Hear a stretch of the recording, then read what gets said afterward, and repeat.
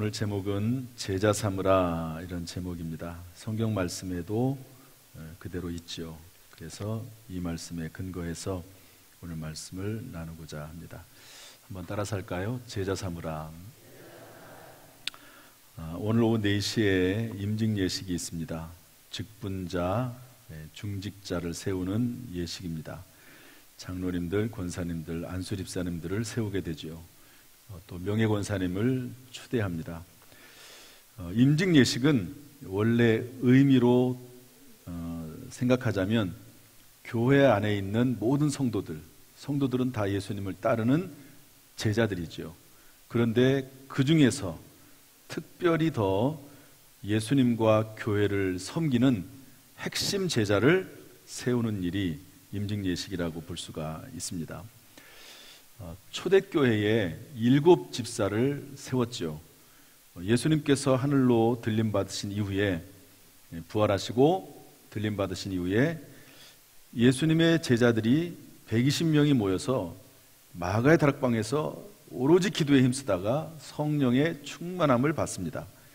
이때 베드로가 설교했더니 수많은 몰려온 사람들이 예수를 믿고 세례를 받았는데 3,000명이나 교인들의 수에 더해지지요. 최초로 교회가 세워집니다. 그리고 나서 이 3,000명이 되는 교회를 12명의 사도가 다 이렇게 움직입니다. 우리 교회 재적이 한 1,000명 정도 되는데요. 교육자들도 있고 장로님들도 꽤 많으시고 이런데 그 12명이 3,000명 되는 그 성도들을 다 돌보게 됐습니다. 특별히 이 당시에는 구제에 많이 힘을 썼는데요. 성도들이 사도들의 발 앞에 밭을 팔아서 집을 팔아서 갖다 놓으면 이걸 가지고 이 사도들이 그 가정이 어려운 사람들을 도와줬습니다. 그런데 아무래도 사도들은 그 지역의 본토 원주민들이거든요. 그러다 보니까 히브리파 성도들, 원래부터 그 지역에 자라났던 사람들에게는 조금 더 많이 주게 되겠죠. 그리고 외지에서 타지에서 온 헬라파 성도들은 조금 관심이 덜 간 것 같습니다. 그러니까 헬라파 성도들이 원망을 하게 돼요. 우리 당진에도 보면은 이제 이 당진에서 태어나고 자라고 학교도 나오고 또 교회도 다니는 분들이 있는 반면에 우리 교회만 해도 외지에서 타지에서 오신 분들이 꽤 많으시거든요. 아무래도 조금 소외될 수 있는 그런 경향이 없지 않아 있습니다. 그래서 헬라파 성도들이 원망을 하게 되자 사도들이 모임을 갖고 회의를 하고 어떻게 결론을 내리냐면 우리 사도들은 예수님의 12 제자죠. 사도들은 기도와 말씀 사역에 전무하고 집중하고 그리고 집사들을 세워서 이 집사님들이 재정 업무하고 구제 업무하고 교회 여러 가지 행정 업무를 담당하게 하자 이렇게 결정을 합니다. 그래서 세운 분들이 7 집사죠. 이 당시에는 평신도 직분이 집사밖에 없어요. 그러니까 사도들 12명이 있고 평신도 집사님들 7명 있는 거죠. 따라서 성경에 나와 있는 7 집사는 오늘날로 말하면 장로님들, 권사님들, 안수집사님들을 다 포함하는 그런 개념이라고 볼 수가 있습니다. 이렇게 교회의 일꾼들을 세우게 되는 것이죠. 이런 내용들이 구약 성경에도 나와 있습니다.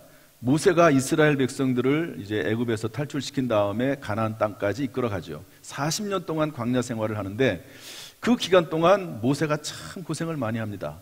아침 일찍부터 일어나면 그 백성들이 나와가지고 쭉 줄을 서는 거예요. 그러면 하루 종일 백성들에게 질문을 받고 판결을 해주고 또 어떤 문제에 대해서 상담을 해주고 분별을 해주고 그런 일을 계속해서 했습니다. 그때 마침 모세의 장인이신 이드로가 와가지고 이렇게 얘기합니다.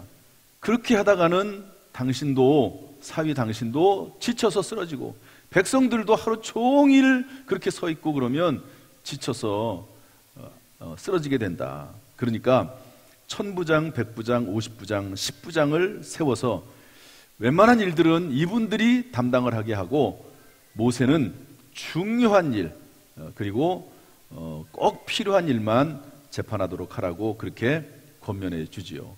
그래서 모세가 그 장인의 말을 듣고 백성들 중에서 그래도 사람들을 잘 이렇게 판결할 만한 사람들 1000부장, 100부장, 50부장, 10부장 이런 분들을 세워서 사역을 분담하게 됩니다. 우리 교회는 20개의 위원회가 있습니다. 그래서 장로님들하고 안수집사님들이 위원장이 돼가지고 각자 맡은 사역을 감당하고 있죠. 안수집사님들도 그 위원장이 되셨는데 이번에 거의 대부분이 다 장로의 직분을 받으세요.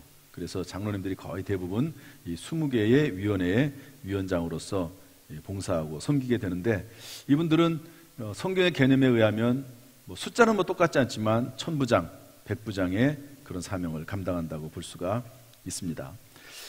참고로 이번에 명예권사를 추대받는 분들이 계신데요, 어떤 분이, 그분들 중에 한 분이 어떤 분이 이런 말씀을 하시더라고요. 명예권사로 추대받는 것이 별로 좋지 않아요, 목사님. 나이 들어 보이고 뒤로 물러나서 있는 뒷방 노인처럼 생각이 돼서 별로 마음이 그렇게 기쁘지 않습니다, 그러더라고요. 그러나 전혀 그런 일은 아닙니다. 여러분, 집사의 직분은 1년직이거든요. 그래서 서리 집사라고 그래요. 1년 단위로 임명을 합니다. 그러니까 내년에, 올해 집사인데 내년에 임명을 안 하면 그분들은 내년에는 집사가 아닌 거예요.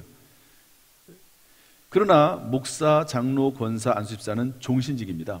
종신직이다 보니까 시무라고 하는 그 정년이 있고 70세가 되면 그 시무직을 내놓고 명예직으로 바뀌게 되는 거지만, 그러나 이것은 어디까지나 행정적인 사항이지 이분들에게 사명이나 은사나 사역은 이 땅을 떠날 때까지 여전히 남아 있습니다. 사명이 남아 있는 한 하나님이 우리를 부르시지 않았습니다. 사명을 끝까지 다 감당할 때 하나님께서는 우리를 불러시고 또 하나님 나라로 인도하시지요. 성경에 사무엘 선지자 이야기가 나옵니다. 사무엘 선지자가 처음에는 전체 나라를 다 지도하는 왕의 역할도, 또 그리고 선지자 역할도, 제사 역할도 다 감당을 했습니다. 그러다가 사울 왕이 세워진 이후에 행정직을 은퇴하게 돼요. 그러면서 사무엘이 뭐라고 말하냐면, 기도하기를 쉬는 죄를 여호와 앞에 결단코 범하지 아니하고 선하고 의로운 길을 너희에게 가르칠 것인지요. 그러니까 선지자로서 그 사명은 끝까지 남아있는 거죠. 백성들을 위해서 기도하고 하나님의 말씀을 가르치는 그 사명은 끝까지 하나님께서 부르실 때까지 남아있다는 것을 알 수가 있습니다. 우리가 이렇게 임직식을 하고 추대식을 하게 되는데 이런 의미를 알고 우리가 임직식을 해야 될 거라고 봅니다. 어쨌든 중요한 것은 뭐냐? 임직식을 한다는 것은, 임직자, 중직자를 세운다는 것은 교회의 중요한 일꾼, 특별히 핵심 제자들을 뽑아서 교회를 섬기도록 하는 일이다 하는 것을 알 수가 있습니다. 오늘 성경 말씀에 근거해서 과연 제자 삼는다는 것이 무엇인가 하는 것을 살펴보면서 오늘 다시 한번 우리의 직분을 생각해 보려고 합니다. 첫 번째로 제자 삼는 사역은 예수님이 주신 지상 대명입니다. 한번 따라합시다. 예수님이 주신 지상 대명. 지상 대명이라고 하는 것은 가장 크고 지엄하신 명령이라는 거죠. 여러분, 본문에 보면 동사들이 나오는데요, 예를 들어서 가라, 제자로 삼으라, 세례를 베풀어라, 가르쳐 지키게 하라, 전부 동사인데요, 이 중에서 주 동사는 하나입니다. 그래서 제자 삼으라라고 하는 동사가 주 동사고, 나머지 동사들은 부수적인 동사고, 영어식 표현으로 하면 부대 상황입니다. 영어는 ing로 해가지고 주동사를 돕잖아요. 다시 말해서 너희들은 제자 삼아라. 그런데 가면서, 그리고 세례를 베풀면서, 그리고 가르쳐 지키게 하면서 제자 삼으라고 우리에게 명령을 해주십니다. 중요한 것은 예수님께서 이 말씀을 하시는 시점입니다. 시점. 여러분, 예수님께서 십자가를 지시기 전에 제자들을 다 불러 모으시고 예수님께서 하신 말씀이 있었죠. 요한복음 17장에 보면 하나가 되게 하옵소서 이렇게 말씀하시거든요. 그러니까 예수님이 십자가를 지고 돌아가시기 직전에 하셨다는 의미에서 그 말씀은 참 중요합니다.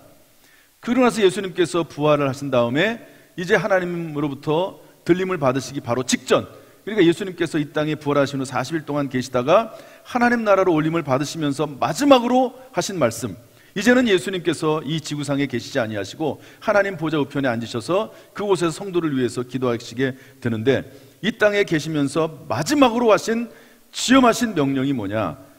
제자 삼으라 하는 말씀이거든요. 한번 따라합시다. 다시 한번 제자 삼으라. TV 사극을 보면 이제 어명이 있습니다. 임금님이 명령을 내리면 다 순종하지요. 그런데 어명들도 여러 가지가 있지만 특별히 지엄한 명령, 큰 명령이 있습니다. 왕이 상당한 관심을 가지고 그리고 꼭 하도록 하는 명령이 있거든요. 그런 명령들은 더 중요합니다. 예수님께서 이 땅에 계시면서 우리에게 하신 말씀들이 참 많아요. 그런데 그 말씀 중에서도 가장 우리에게 큰 명령, 중요한 명령이 있다고 하면 그것은 제자 삼으라고 하는 명령입니다. 우리가 이 말씀을 깊이 새겨야 되는데요. 그러면 제자 삼는다는 것은 과연 무엇을 의미할까? 어떻게 무엇을 해야지 제자 삼는 것일까 하는 것이죠. 여기에 대해서 성경은 이렇게 말씀하고 있습니다. 우리 19절 말씀을 다 같이 한번 읽어보겠습니다. 19절 시작. 그러므로 너희는 가서 모든 민족을 제자로 삼아 아버지와 아들과 성령의 이름으로 세례를 베풀고, 첫 번째로는 뭐냐면요, 너희는 가서 모든 민족을 제자로 삼아 말씀하고 있습니다. 다시 말해서 제자를 삼는데 가면서 제자를 삼고, 제자 삼기 위해서 모든 민족에게로 나아갈 것을 말씀하고 계십니다. 그런데 모든 민족에게 나갈 때 어떻게 나가냐면 복음과 빵을 들고 나간다는 거죠. 한번 따라합시다. 복음과 빵. 다시 한번 복음과 빵. 여러분, 우리나라에 아직 교회가 만들어지지 않고 교회가 없을 때, 우리나라야 조선시대는 주로 유교 문화였죠. 그런데 선교사들이 우리나라에 들어오게 됐습니다. 복음을 들고 성경을 들고 들어오게 될 때 어떻게 들어왔냐면요, 복음을 들고 성경을 들고 왔지만 빵을 들고 왔습니다. 그래서 실제로 선교사님들이 이 영국이나 미국이나 이런 데서 후원을 받아가지고 구제 사업을 많이 했습니다. 그리고 병원을 세우고요, 그리고 학교를 세웠습니다. 여러분, 서양의 선진 과학 문물을 받아들이기 위해서 사람들이 학교에 많이 찾았거든요. 또 그리고 그 서양의 의술에 근거해가지고, 우리나라는 한약이고 침술이잖아요. 근데 서양 의학에 근거해서 병원을 세웠는데 그 병원에 또 사람들이 많이 몰려왔습니다. 그 사람들에게 치료하고 가르치면서 동시에 성경 말씀을 가르쳤거든요. 그래가지고 그분들이 예수를 믿게 되고, 그리고 지금까지 이어져 가지고 한국 교회가 이만큼 된 것입니다. 그러므로 제자 삼는다고 하는 것이 무엇이냐? 한마디로 말해서 내가 제자라고 하면, 예수님을 따르는 사람이라고 하면 다른 사람들을 제자 삼기 위해서 가는 것을 말합니다. 해외로 나가고 지역사회로 나가서 복음과 빵을 전달해 주는 것, 이것이 바로 제자로서의 역할이라는 것을 알 수가 있습니다. 따라서 우리는 전부 밖으로 나가야 돼요. 선교지로 나가야 됩니다. 해외로 나가야 되고 지역사회로 나가서 복음을 전해야 되는 거죠. 그런데 다 나갈 수 있나요? 또 다 나가서 있으면은 누가 그분들을 후원합니까? 그래서 나온 말이 가든지 보내든지. 나는 가기도 힘들고 보낼 수 있는 물질도 없고, 그러면 간절히 선교를 위해서, 선교사들을 위해서 기도하는 거죠. 그래서 나온 유명한 말씀이 있습니다. 한번 저를 따라서 하시죠. 가든지 보내든지 기도하든지. 다시 한번, 가든지 보내든지 기도하든지. 이것이 제자 삼는 사람들의 모습인 것이죠. 우리가 예수님을 따른다고 하면 이런 모습의 삶을 살라고 예수님께서 말씀하고 계십니다. 두 번째로 예수님께서는 뭐라고 말씀하시냐면, 너희는 가서 모든 민족을 제자로 삼아 아버지와 아들과 성령의 이름으로 세례를 베풀고, 따라서 세례를 베풀고, 세례를 베풀면서 제자 삼으라는 거죠. 제자로 삼는 과정 가운데 세례를 베풀라는 말씀이고, 제자로 삼는 세례를 베풀라고 말씀하고 계십니다. 그런데 여러분, 세례를 베푸는 것은 아무나 할 수 없죠. 이제 우리가 이제 다음 주에 또 유아 세례 예식을 하게 되는데요. 유아 세례 예식을 누가 할 수 있습니까? 오직 목사만이 할 수 있습니다. 만약에 세례를 누구나 막 베풀 수 있다고 하면 교회가 뭐 난리가 날 겁니다. 자기가 세례 베풀어 놓고 마치 구원을 자기가 준 것처럼 그렇게 이야기할지도 모릅니다.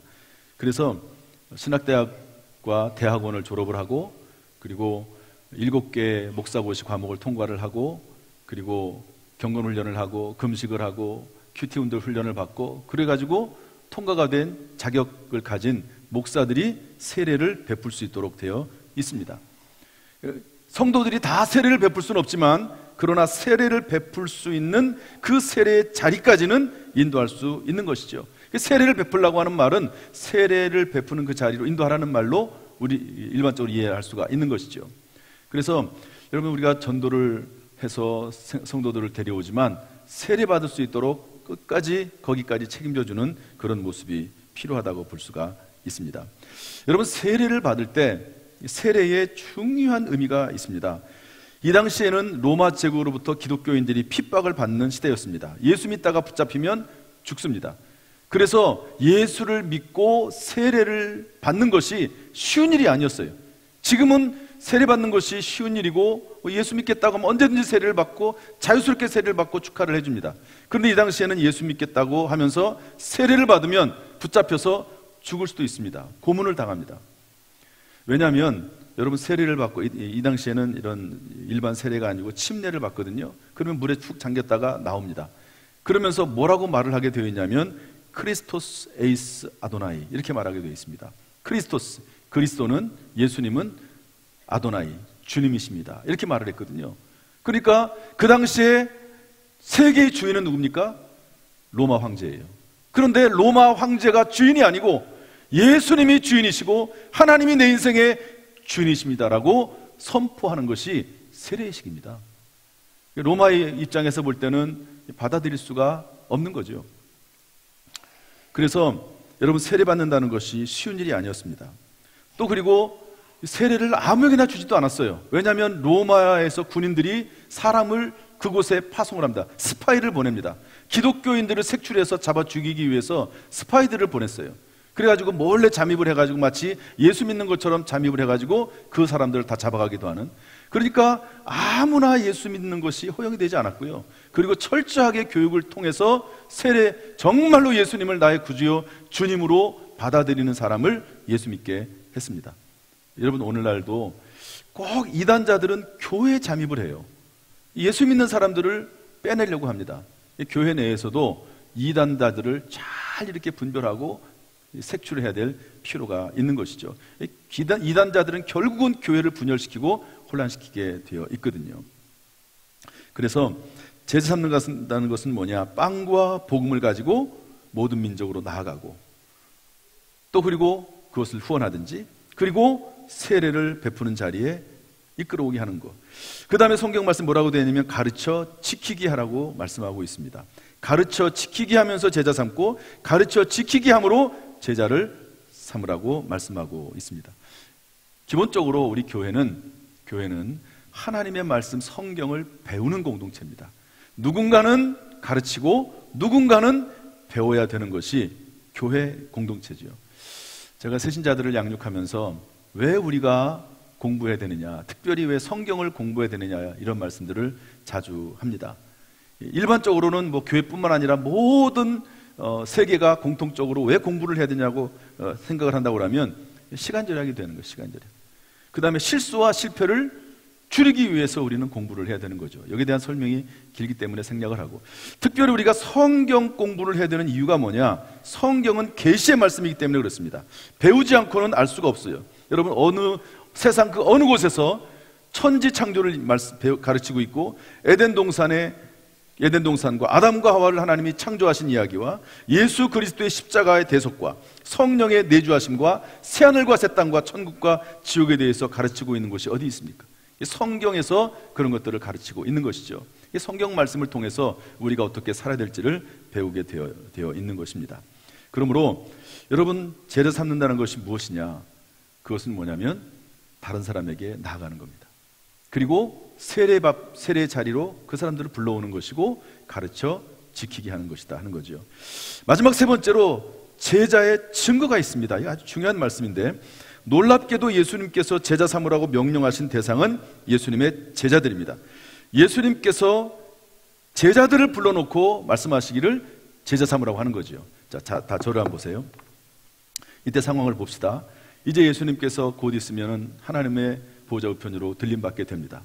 그때 예수님의 제자들을 불러 모아놓죠. 제자들이 앉아 있습니다. 그런데 그 제자들에게 말씀하시기를 제자 삼으라, 이렇게 얘기하는 거예요. 그 상황을 좀 잘 파악을 한번 해봅시다. 예수님께서 제자들을 불러놓고 그 제자들에게 제자 삼으라고 말씀을 하시는 거죠. 예수님께서 3년 동안 12명의 제자들을 기르면서 같이 먹고 마시고 하나님의 말씀을 가르치고 그러면서 훈련도 시키셨던 것처럼 그 12명의 제자들이 이제는 예수님이 하셨던 것처럼 그대로 행할 것을 예수님께서 명령하시는 겁니다. 따라서 우리가 예수님을 따르는 예수님의 제자라면 마땅히 우리는 제자 삼는 사역을 해야 되는 것이죠.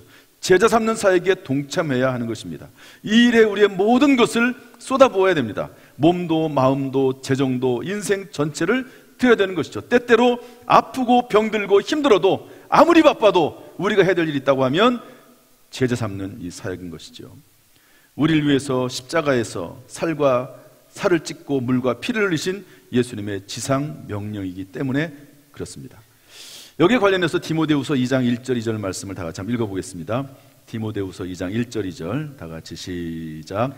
내 아들아, 그러므로 너는 그리스도 예수 안에 있는 은혜 가운데서 강하고 또 내가 많은 증인 앞에서 내게 들은 바를 충성된 사람들에게 부탁하라. 그들이 또 다른 사람들을 가르칠 수 있으리라. 여기서 사도 바울이 믿음의 아들 디모데에게 하는 말입니다. 내가 너를 가르치지 않았느냐? 너는 충성된 사람들을 가르치고 그러면 그 충성된 사람들이 또 다른 사람들을 가르칠 수 있으리라. 제자 삼는 사역의 영적 선순환입니다. 자, 저를 보세요. 예수님이 사도 바울에게 사도의 직분을 주셨습니다. 그리고 사도 바울이 디모데를 양육했습니다.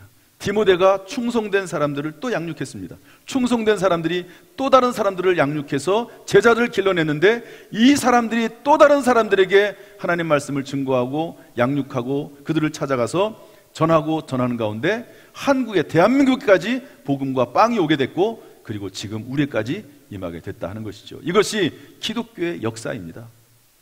이렇게 해서 우리가 예수를 믿게 되고 신앙생활을 하게 된 것이죠. 이제 말씀을 정리하겠습니다. 사랑하는 성도 여러분, 성도라고 하는 게 무엇이냐? 예수님의 십자가의 피와 살을 믿어 구원받아 거룩해진 하나님의 백성이요 자녀를 의미합니다.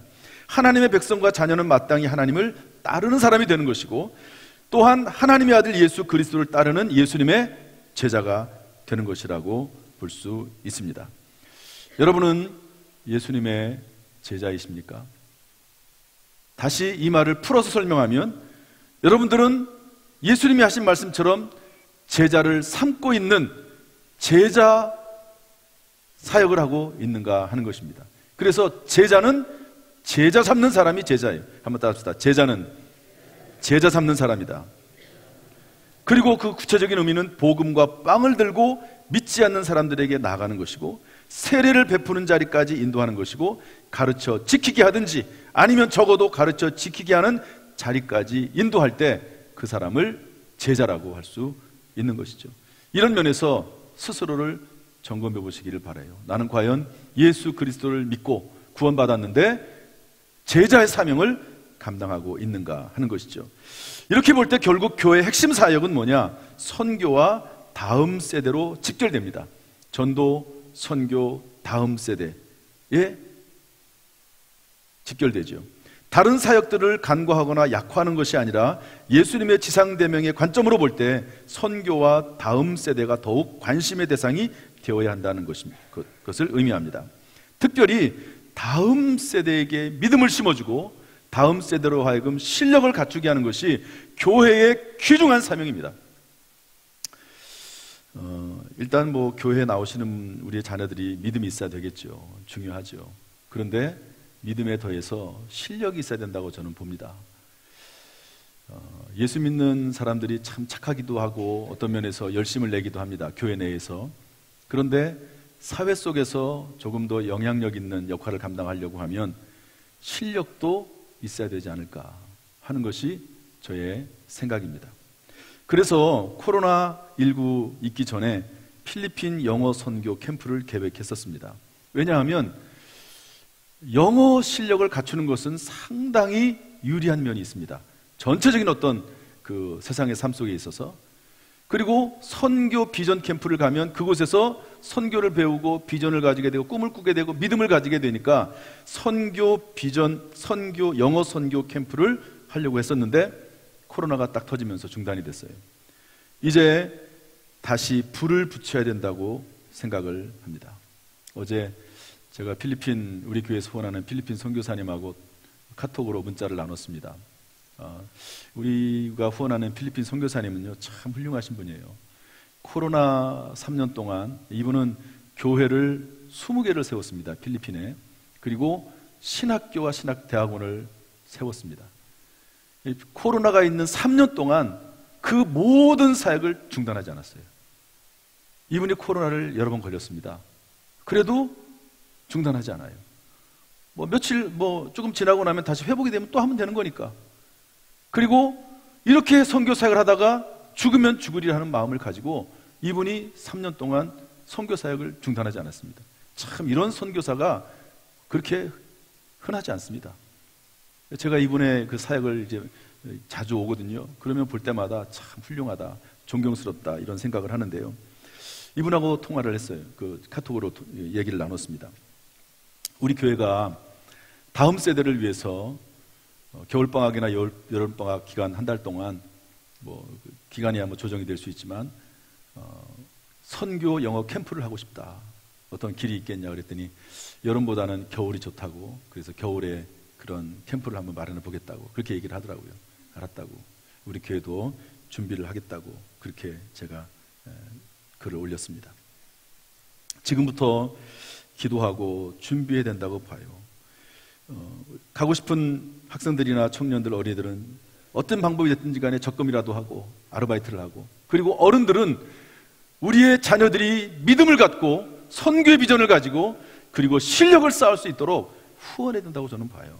적어도 한 학생당, 한 어린이당 반절 정도의 비용은 어른들이 대줘야 되지 않나, 저는 그렇게 생각을 하고 이제 준비를 할 것입니다. 여러분, 임직자의 사명, 중직자의 사명이 무엇입니까? 우리의 믿음이 다음 세대에 전달이 되고 불신자들에게 전달이 되고 그리고 선교의 비전과 꿈을 가지고 실력 있는 삶을 살아갈 수 있도록 만드는 것이 어른들의 마땅한 사명이 아니겠습니다. 이것을 위해서 우리가 임직도 하고 중직자도 세우고 교회가 사역을 하게 되는 것이죠. 이번 임증 예식을 통해서 다시 한번 이러한 제자의 비전과 사명을 다시 한번 회복하고 우리가 함께 힘을 모으는 귀한 시간이 될 수 있기를 주님의 이름으로 축복합니다. 축복합니다.